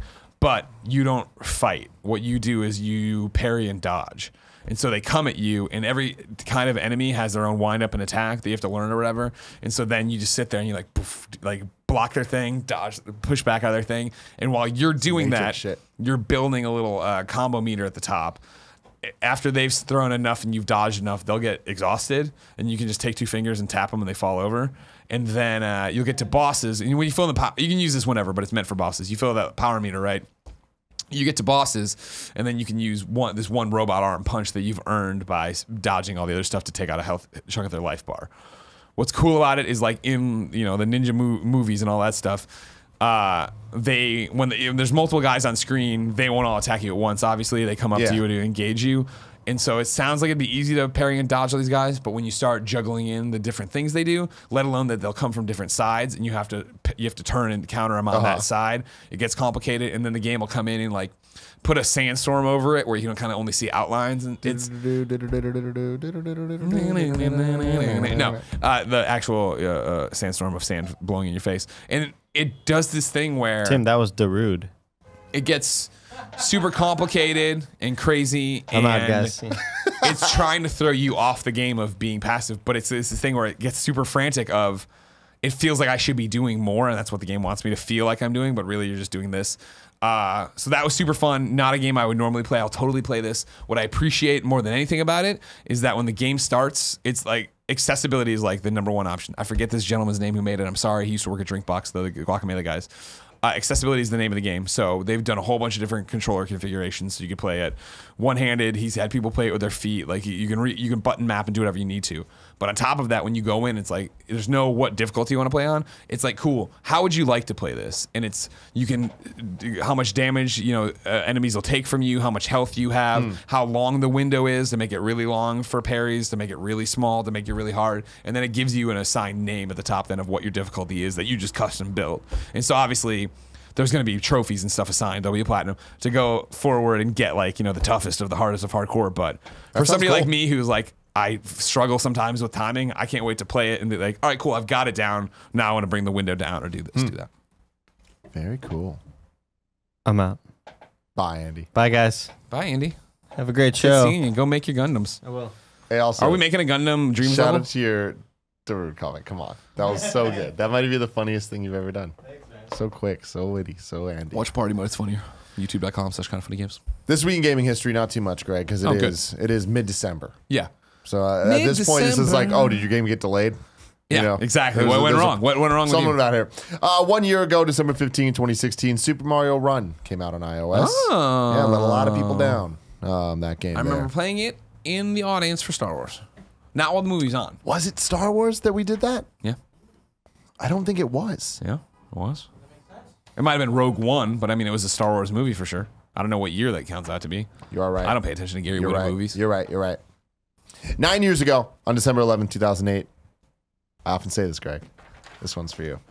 PlayStation Home came out on PlayStation 3. The jam. PlayStation Home. You know what I mean? Ahead of its time. I'm sorry, I don't know what you mean. You want to talk about microtransactions? How much money do you think I spent on the Ghostbuster outfits in Ghostbuster Firehouse in there? $5? I spent a lot. I don't know. I don't have that number in front of me. PlayStation Home, though, was that as much of a train wreck as I thought it was? Oh, yeah. No, okay. totally. Yeah. It was just such a weird fucking idea. It was a cool idea, but it was a cool idea in the same way I remember when chat rooms were happening. And I was like, when we got AOL, I was like, this is cool. I wish you could go into a chat room with avatars and chat. And I remember when somebody finally put that out, and I remember using it and building a Superboy, and I was like, wow, this sucks. This is not, I thought I wanted this, and I didn't want this. And so like when I always fuck this up because of Phil Spencer now. Phil Harrison came out at that GDC, my first GDC 2007, and was like, Game 2.0. It's going to be this thing called Little Big Planet you haven't seen or know anything about. SingStar on PlayStation 3 with all this connectivity and video integration, and then Home. And we were like, what? And like, I remember getting into the beta for Home, and you're like, what? And then you just played more Home, and you're still like, what the fuck is this? But it had a really dedicated audience, and it did make money, and it did do, well enough. Yeah. That people, it was a thing. And they tried interesting things, right? Like I wonder how much Home being weird hampers PlayStation being weird now. Where it was like, hey, and I don't quote me on any of this in terms of what it was, but like, hey, we're doing some PlayStation showcase or PlayStation conference or whatever. Come watch it in Home, the Home movie theater, because there was a movie theater you could go into and sit down. I want to say they ran video content in there for me. I can't remember if I ever got a Beyond down there or something, but like they ran like PlayStation early blog content or something like that. And that was a cool idea, right? And I would love them to do that now with VR, like we always talk about, of like, all right, cool, you're 3 different perspectives to watch the PlayStation showcase. You can be front row, you can be in the rafters, you can be backstage in the gorilla position or stuff. That'd be cool to do, but do they have numbers based on how many people in Home used it and what the expense was to make that shit happen in Home? That's interesting. Yeah, Home was weird as fuck, but God bless you. God bless. Never forget the bubble machines we danced around. So happy. Good Lord. 10 years ago, December 13, 2007, Knight's Journey of Dreams came out on Wii. Only story I got there is, I've said this before when we talked about the Sega Saturn, I was so jealous of the Sega Saturn because I had the other systems, but I remember being at Toys R Us and seeing Knights and being like, this looks really cool. Like, yeah. I love the character design. I love the colors. Like, the gameplay looked interesting. It looked different from Mario and Sonic and Crash at the time. So I was like, all right, what the fuck is this? I liked that the name was all caps except for the I. Like, so everything about the style of the game, I'm like, this seems really cool. And I just remember being so jealous of people that had a Saturn because I was like, I'm never gonna get this thing and shit, I'll never play this game. And years down the line, when it hit a point where I had a PC and emulators were running amok, and it was so easy to go back, and this is a pre-virtual console day and all that, where to play old games, you either needed them physically, and that did they work, and the batteries and all that, whatever. It was easy to play, to get ROMs and to play games, except for the Saturn, and the Saturn just would not run. So I was like, this fucking game Knights will always evade me. And then they were like, oh, a sequel's coming to the Wii. Yeah. And I was like, wow, holy shit, like I'm actually gonna finally play it. And then I did, and I didn't like it. No. Yeah. Yeah, I had the Saturn, and like I remember seeing the Knights stuff run up to it. I was like, this guy looks like a court jester with long legs. I don't play him. I don't play this dork. But I feel like the Knight's Journey of Dreams, the second one, I really feel it took all the things I thought were cool about the first one. Granted, I was a little kid when the first one came out. Oh, yeah, sure. But I still think it's cool. But the second one, it made it super lame. Lamed it up. Yeah, lamed it up totally. And out of these dumbass kids, they always had the kids. They want to get you. It's always the dumb kids. I mean, that's how it is. The sequel always has to have kids to get the kids in there. Ghostbusters 2, prime example. I didn't like that, though. 14 years ago, on December 10, 2003, Fatal Frame 2 Crimson Butterfly. Where the fuck is more Fatal Frame? On the Wii U. No. Yeah, I mean, they've been coming out. And then it's just to those audiences. God, and Fatal they've been Frame good. was so good. People really like Fatal Frame on the Wii U. You can't just make up games, all right? Yeah. You guess what? There was a fucking new Toe Jam and Earl on the Wii U. No, you can't just make shit up. Just because no one played it or owned a Wii U. Fatal Frame 2, though, my favorite Fatal Frame. The idea, it's similar to Knights, where Fatal Frame 1, I was like, oh, I'm interested in this, but I never got it. I loved it. I love Fatal Frame 1. But Fatal Frame 2, oh man, it was so fucking great. The story was so actually scary. And it was the first game that gave me nightmares. It's one of the few things in my life that I've actually gotten nightmares from any media, anything. Oh, wow. But what was the nightmare? I mean, it was just random fucking imagery and shit. I'll never, the scariest thing to me was, there's one part very early on, we walk up to a door and it's a jump scare where the door kind of creaks open right when you get near it. But the way that the controller vibrated, and it hadn't been vibrating up to that point in the game, it fucking got me, man. Yeah. And they just did such a good job with what they had. Like, looking back now, the idea that a PlayStation 2 game could graphically scare me is very insane. But they really did. And that was a fucked up game. Some real fucked up shit happens. And there's nothing creepier than little Japanese twin girls, you know? What's scarier than one of them? Two of them. And they look exactly the same.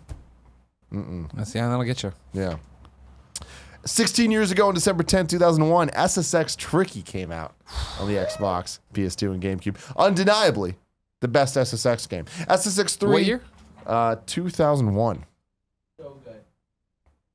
Okay. Okay. Was it only a year after? Well, remember there was an SSX game on PlayStation 2 at launch. SSX. Okay, that's all I was trying to keep track of in my head. Yeah. That was 2000, right? Right, that's when it launched. Yeah. So I guess, it was annualized at that point. Yeah. But Tricky added like style. And it added the whole, when you think of SSX, it's SSX Tricky. And 3 was really good as well, but it kind of took away a lot of the what made Tricky What's the one special. that came to Wii? In that first year of Wii? I remember still living with Maiko right after. I think like literally the day after I moved. I don't know. We went to GameStop and bought it. Okay.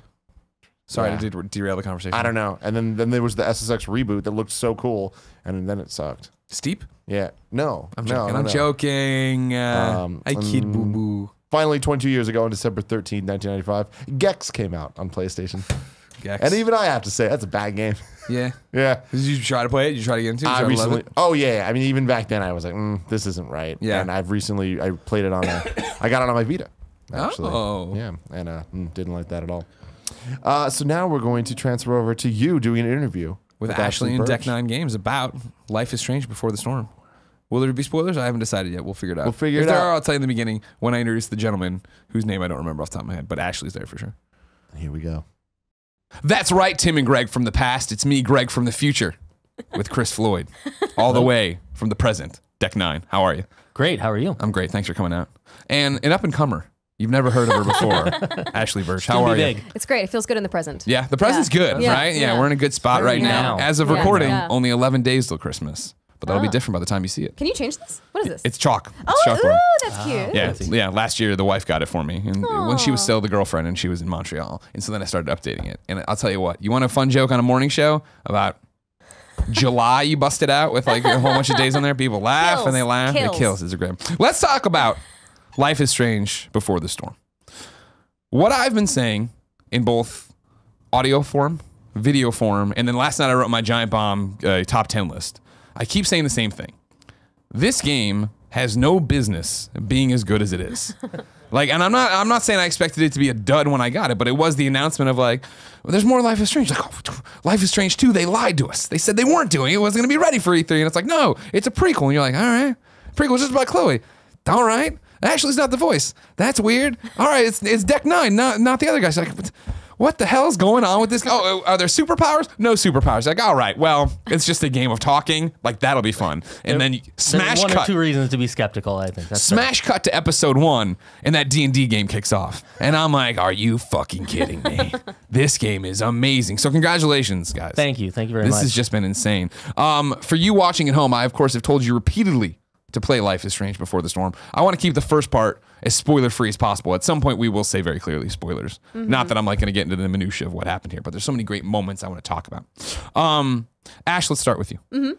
So you aren't voicing Chloe, but you helped write it. And then now it gets complicated because you are voicing Chloe in the farewell, right? Right.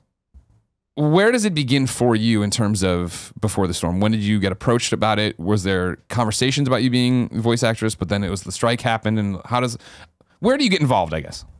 Yeah, it was complicated with the strike, and then the option of being a consultant and helping with the voice of Chloe and maintaining that character through consultancy and reading the scripts and kind of giving feedback came up. So Gotcha. Yeah, so I think at that point, I believe you guys had already mapped out where you wanted the story to go, and they were developing episode 1 at that time. So then I went through the script of episode 1, was giving notes, and had regular calls with the writers and stuff like that. Was it super hard letting Chloe go?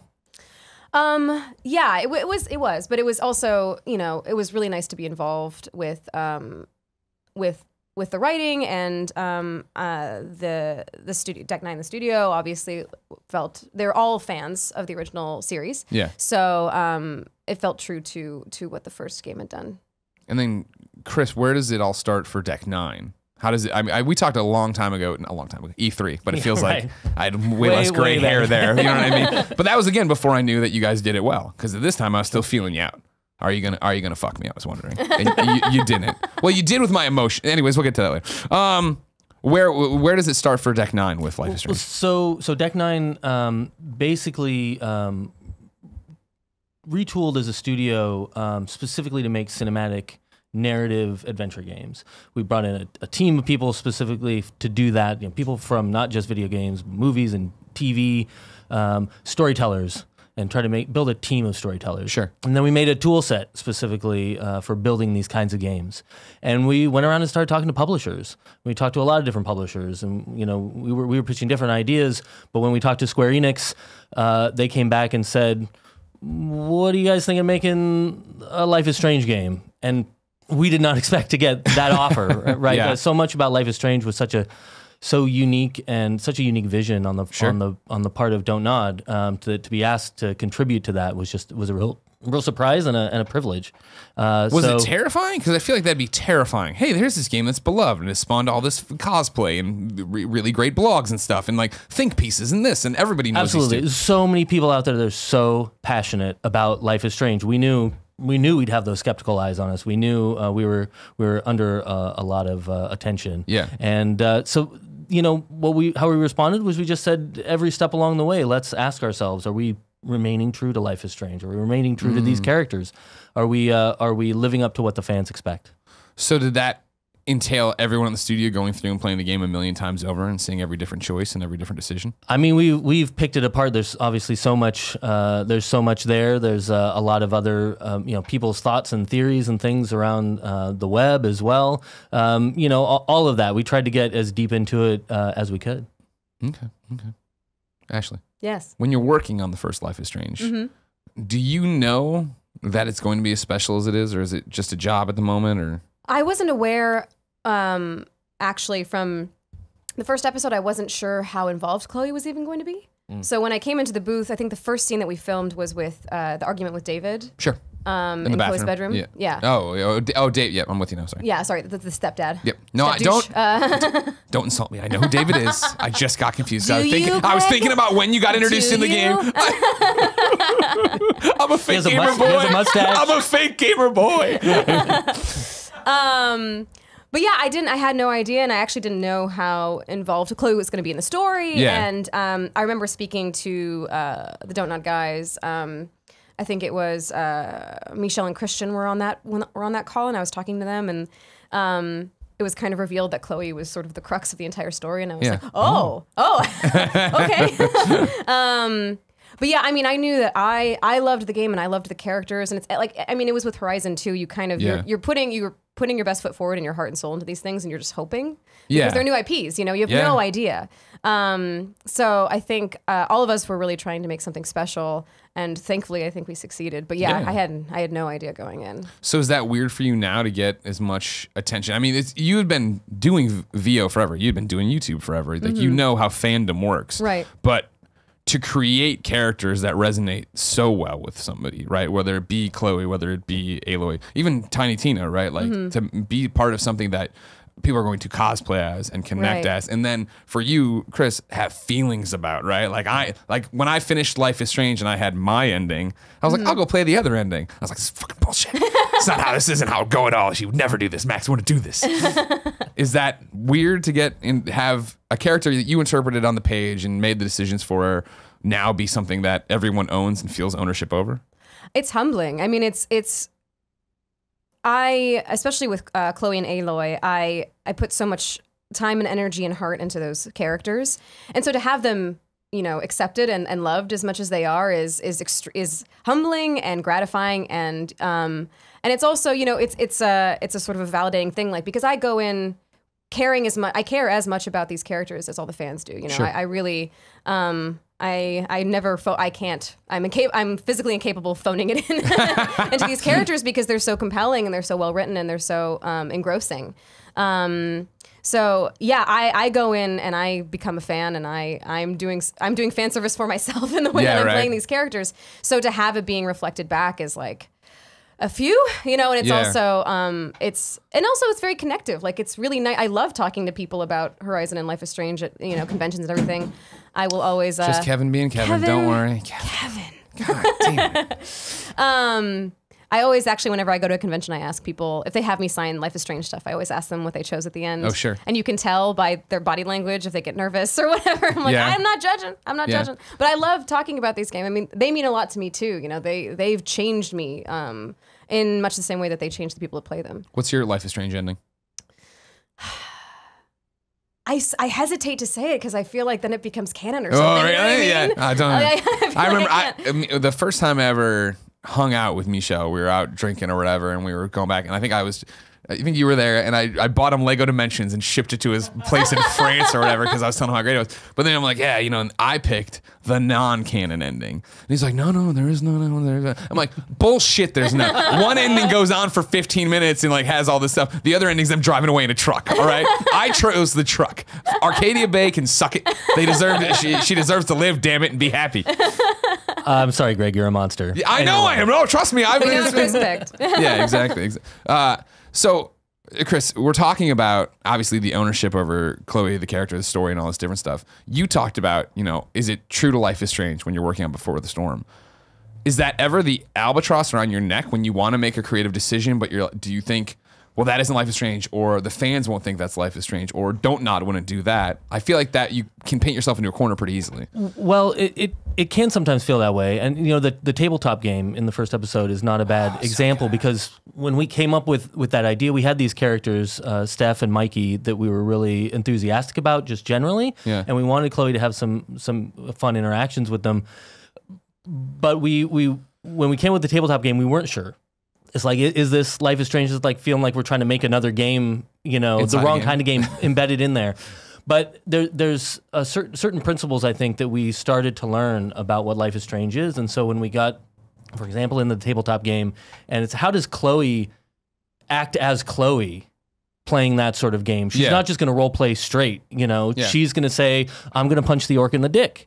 And then you feel like, oh, okay, we're seeing these characters, they're exposing themselves, to us, and who they are. We're getting to see inside this moment, and that then starts to say, okay, that's Life is Strange. That's portraits of relatable characters, right? And who they are, how they relate to each other. And That's really right. interesting because I guess we're gonna get into somewhat spoilers here, but whatever. I think that's an interesting take on it, and you're talking about the relatability of it.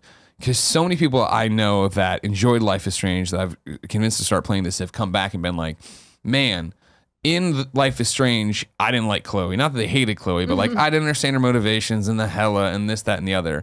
And coming into the prequel, I was very much like, oh, I love Chloe in the game, but I don't know if I need a prequel about her. I kind of get her. In every game or every episode of the game, you guys give me a new nuance to her and a new reason for how she is and who she is. And it was like, even when it was like when she learns hella from Rachel Amber, it was like, oh, that's a good retcon of like why she'd be saying it. But especially like the struggle me as Chloe when I'm playing the game of, man, I fucking hate David, but I know he turns out to be a good guy, and mom just wants him, but she's painting me into a corner and all this different stuff. But then like for me, the Dungeons and Dragons moment in episode 1 is definitely when I was like, oh, like this game's fucking awesome. Like they're onto something crazy here. I like what they're doing and that they're going to be weird with it, for lack of a better term. And I think Tempest in episode 2 was when you got also weird with it. I was like, fuck yeah. But walking around the junkyard, right? And smash. And you're like having fun with it. You're smashing all this dumb stuff. And then turning the corner and seeing the van.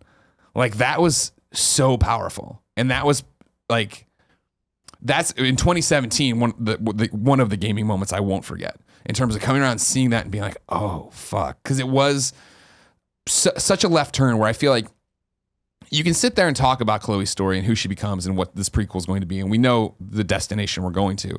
But to see it filled in and when I'm playing through, the thought that maybe the car is going to be in there and have her go in there and curl up and fall asleep in it. It was like, you know what I mean? And this is when I'm playing it with my wife next to me. We were playing it before I came into work so I could talk about it on Gamescast. And she was like devastated by that moment to the point that when I left, she then immediately started her own game and went through to play through and do it all. And because I was in a hurry, I didn't get to like investigate the D&D game the way I could.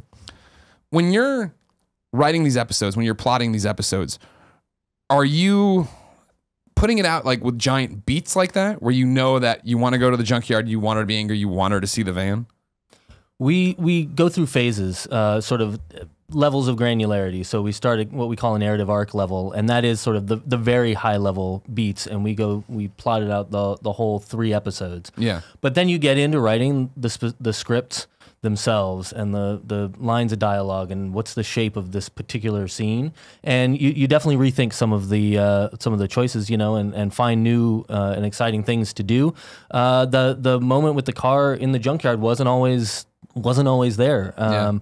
We did some different things at the ending in our original drafts, but we, for a number of reasons, wanted to sort of rearrange things. We were trying to get the ending with Rachel at the tree just right as well. Yeah. And I don't remember who said, what if William's car is there in the junkyard? Yeah. And she sees it. And then that reworked that whole junkyard scene. And then we hit on that idea of kind of showing, which I really, really love, showing Chloe's emotions through the gameplay with those forced smash verbs on everything leading up to, her smashing, hitting the car. It kind of all came together. Really, really happy with that moment. And so, Ashley, for you looking through scripts and seeing if it is Chloe or doing that or being, I guess, like the red team on it, what is it usually there? What are the things you're seeing that aren't there? I think the writing team had a really good sense, and again, they were all fans of the original game, and so they had a really good sense of Chloe to start with. And so mostly it was just, I mostly remember noting moments that were like, I'm not sure if Chloe would be this transparent about her feelings at this moment, or that there are certain confrontations she has with Rachel that I felt like maybe needed more of a build, that maybe Chloe would need to be pushed a little bit more to divulge what she was actually like feeling in that moment, stuff like that. And then just like little nuances of dialogue and that kind of thing. But mostly I found it to mostly be about like, how much is Chloe revealing in these moments? Because she's not as broken, I think, as she is in the original season. Sure. Because we're getting there. Because we're getting there. But Max is left, and it's pretty heartbreaking to see the how many times Chloe tries to reach out to her to silence. Whenever I open up the diary, right, and she's writing letters to Max, it's like, oh my God. Yeah, and so you get the sense that I think, this is when Chloe is, I feel, to me, Before the Storm is kind of like this choice between, am I going to close off or am I going to be open? And Rachel kind of helps to open her up. Yeah. And so, but I think there is like a negotiation of like, can I trust this person? Am I going to get burned again? Yeah. Because at the point she's lost William and she's also lost Max. So it kind of just makes the first season all the more tragic. Yeah. Well, again, it's like, and that's the whole thing we know we're thundering towards here. Yeah. Of course, of recording this, episode 3 hasn't released. I haven't been fortunate enough to play it. December 20th? 20th. Yeah, right. Okay. Really the 19th it looks like now. We're releasing it globally at one time, so it'll be the 19th for most places in the world. Very smart. Very cool. Do you feel, Chris, because there's not the rewind power, right? And I talked about getting weird. Is that the power for Chloe in this, for lack of a better term, of we're playing D&D and then, like I was talking about in episode 2, The Tempest. Like when it comes back and we're in the costume and we're backstage and I pick up the script and I see highlighted lines, I was like, oh fuck, they're gonna do this. And I cheated. I took screenshots of it. And I was like, I want it. But again, the only one. I went through so much work because I was like, I don't want to let Rachel Amber down. Like she's been great to me. I don't want to screw this up. Does removing that gameplay element of rewinding time allow you to do more crazy stuff? Well, it certainly puts the pressure on us to find interesting gameplay to do with kind of the more core, just exploratory and dialogue mechanics of the game.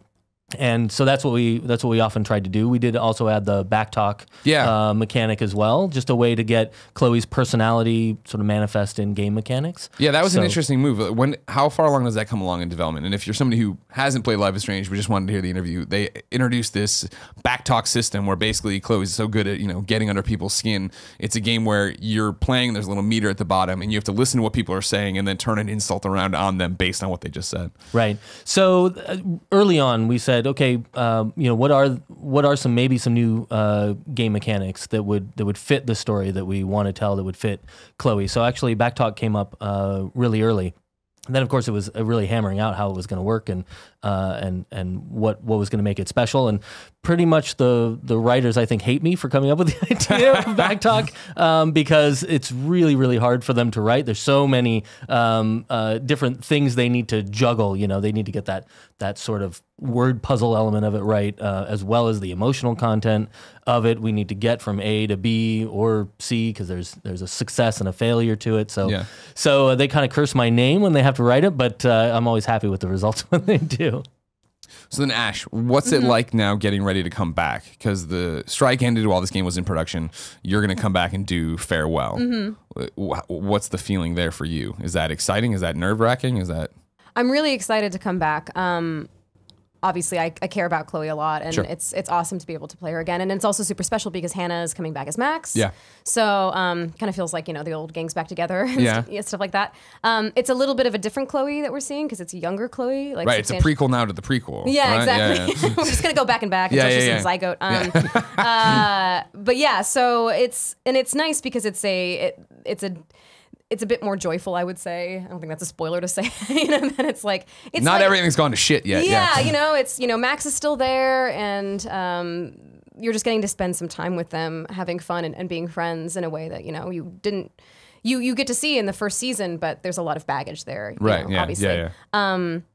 And it is interesting because it's, I'm not returning to the Chloe that I played a young Chloe in the first season for, that Flashbacks, for those flashbacks, but it's not as established. And so there's an interesting negotiation of like, okay, it still needs to feel like Chloe. And so she needs to have some sass and some attitude, but also she's not broken yet. Yeah. So there's an interesting negotiation that happens there, but I think it's really fun, and I think that all the choice, the choice to make it in this particular time and having Chloe and Max do these particular things that I won't spoil was really smart, and I think it's going to be really fun for players to explore it. Did you have hesitation coming back to the role now that somebody else is doing the role? Or was it, because I just feel like, everybody understands why, but then it's just this weird, Right. how's everybody interacting together? I assume everybody hates each other. Yeah, it's a nightmare. still No, works.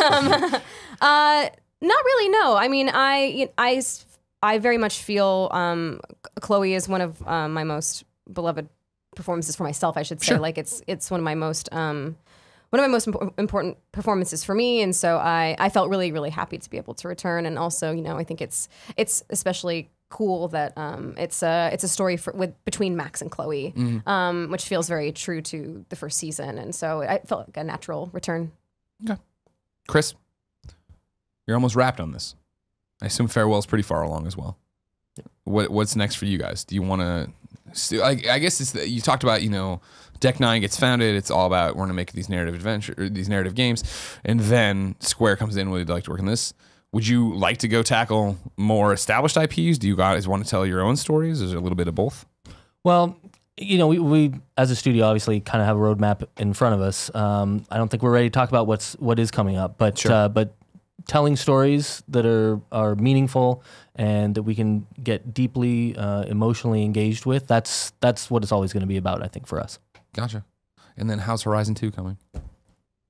I have no idea. I don't even know what's happening. Herman won't tell me either. Big him at Game Awards and everything else. Anything else for Life is Strange Before the Storm that I haven't covered? You guys want to say? No? December 20th, episode 3? All right. Cool. Oh, I guess the first season. Can I say? I can say this, right? It's out today, isn't it? The first season's on. It's on Yeah. on mobile now. On today. mobile, yeah. iOS, yeah. iOS, yeah. So right now, no matter when you're watching this, you can go get it, whether it's the past, present, or future. It's out there for you. Guys, thank you so much for coming in. Yeah, thanks Thank for having you. us. No problem. Ladies and gentlemen, thank you so much for watching another episode of the Kinda Funny Gamescast. I'm sorry Tim isn't here to say goodbye to you and drink 14 LaCroix. Remember, if you like the show, patreon.com/kindafunnygames. You can get it early. How early, Ashley? I didn't expect you to know this information. You can watch it live as we record it for just $1, or you can get it early each and every Friday as a video and MP3. If you got no bucks to toss our way, no big deal. Head over to youtube.com/kindafunnygames where we post it as one big episode and MP3 each and every Monday.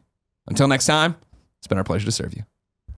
Hey everybody, thanks for watching the Kinda Funny Gamescast. Click up here to subscribe to the YouTube channel. Click down here to subscribe to our Patreon and get early content. Have fun and pay Andy to keep making funny videos.